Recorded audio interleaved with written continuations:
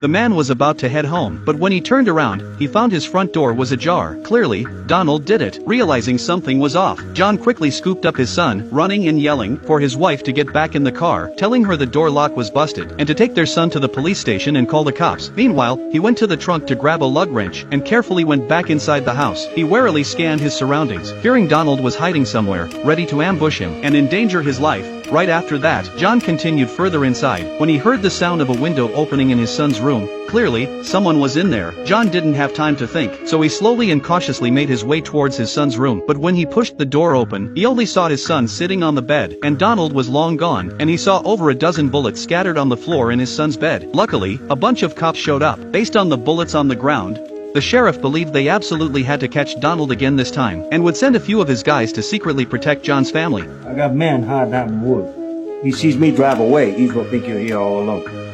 This is Kevin, the good man, ex-special force. Anyone see you come in here?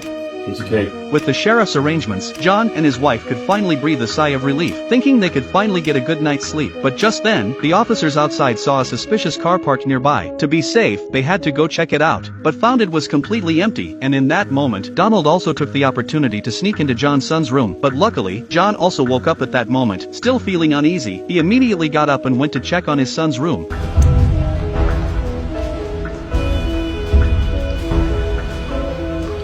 Kevin? He's in the fucking house!